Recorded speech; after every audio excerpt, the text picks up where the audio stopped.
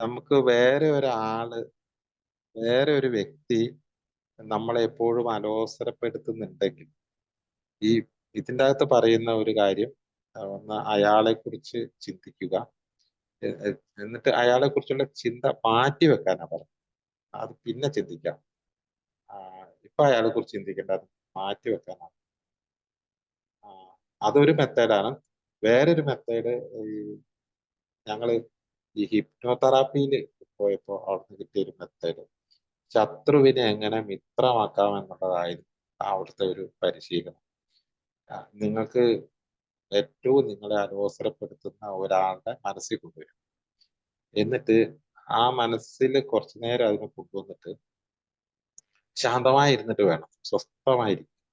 എന്നിട്ട് അയാളെ പൂർണ്ണമായിട്ടും അയാൾ ഉണ്ടാക്കി വെച്ച എല്ലാ അലക്കുകളും മനസ്സിൽ കൊണ്ടുവരും. എന്നിട്ട് അയാളെ കുറിച്ച് ഓർക്കുമ്പോ എനിക്ക് ഭയങ്കര സങ്കടം വരികയാണ്, എനിക്ക് ദേഷ്യം വരികയാണ്, ഒക്കെ വരികയാണ് എന്നുള്ള കാര്യം ഒന്ന് കൊണ്ടുവരിക.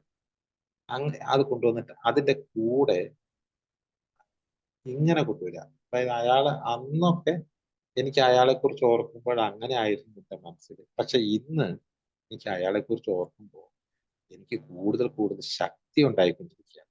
അയാളാണ് ശരിക്കും എന്നെ ഇപ്പോൾ ഈ നിലയിലേക്ക് എത്താൻ എന്നെ സഹായിച്ച നല്ലൊരു പ്രതിയോഗി. അയാൾ ഉള്ളത് കൊണ്ടാണ് ഞാൻ ഇപ്പോൾ ശക്തനായിരിക്കുന്നത്. അപ്പൊ ശരിക്കും എനിക്ക് എന്റെ മിത്രങ്ങളെക്കാൾ ഉപരി എന്നെ വളർത്താൻ സഹായിച്ച ഒരു ആളാണ് അദ്ദേഹം. കാരണം എന്നും പറഞ്ഞിട്ട് ഞാൻ അയാളെ കുറിച്ച്, അയാൾ എന്നെ സഹായിച്ച, ഞാൻ നെഗറ്റീവായിട്ട് എന്നെ സഹായിച്ച ഒരാളാണ് എന്ന് ഞാൻ ഒരു 2-3 മിനിറ്റ് പേരെങ്കിലും പറയുക. വെറുതെ പറയുക. ഇങ്ങനെ നമ്മൾ ഒരാഴ്ച പറയുകയാണ് എങ്കിൽ, കുറച്ചു നേരമെങ്കിലും പറയുകയാണെങ്കിൽ, പിന്നെ ഇയാളെ കുറിച്ചുള്ള ചിന്ത വരുമ്പോൾ നെഗറ്റീവ് അല്ല വരിക. ഇയാളാണ് ഞാനിപ്പോൾ ഇങ്ങനെ നിലനിൽക്കാൻ കാരണം, ശക്തനായത് എന്ന് ഞാൻ ചിന്തിക്കുക.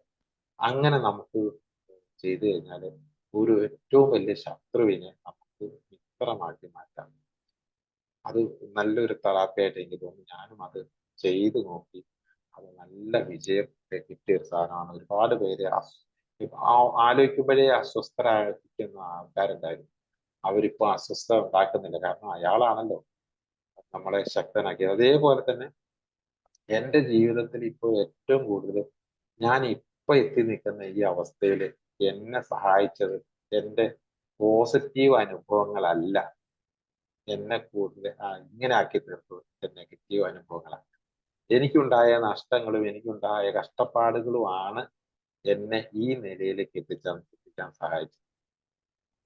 എൽ- എല്ലാം നല്ലത് കൊണ്ടല്ല ഞാനിവിടെ കുറേ മോശം കാര്യം, നല്ലത് കിട്ടിയതിനേക്കാൾ കൂടുതൽ എന്നെ സഹായിച്ചിട്ടുള്ളത് എനിക്ക് കിട്ടിയ മോശം അനുഭവങ്ങൾ. ആ മോശം അനുഭവം വന്നപ്പോൾ വലിയൊരു കടമ്പയായിരുന്നു.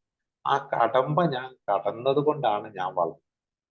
ഇപ്പൊ ഇങ്ങനെ ആയി നിൽക്കാൻ എന്നെ സഹായിച്ചത് ഏറ്റവും കൂടുതൽ സുഹൃത്തുക്കളെക്കാൾ കൂടുതൽ ശത്രുക്കളാണ്. ഈ ഒരു ചിന്ത നമ്മൾ ഇങ്ങനെ കുറച്ചു ദിവസം പ്രാക്ടീസ് ചെയ്ത് കൊണ്ടുവരികയാണെങ്കിൽ ഓട്ടോമാറ്റിക് ആയിട്ട് നമ്മുടെ മനസ്സ് അത് ഏറ്റെടുക്കും. അങ്ങനെ അയാളെ കുറിച്ച് ഓർക്കുമ്പോൾ ഇപ്പൊ ദേഷ്യം തോന്നിയല്ല, മറിച്ച് അയാളൊക്കെ ഉള്ളത് കൊണ്ടാണല്ലോ ഇപ്പൊ ഞാൻ ഈ വഴിക്ക് എത്തിയത്. അത്രയും എന്നെ ചീത്ത പറഞ്ഞ ആളുള്ളത് കൊണ്ടാണ് എനിക്ക് ഇന്നിപ്പോ സുഖകരമായ അവസ്ഥയിൽ ജീവിക്കാൻ പറ്റുന്നത് എന്നിങ്ങനെ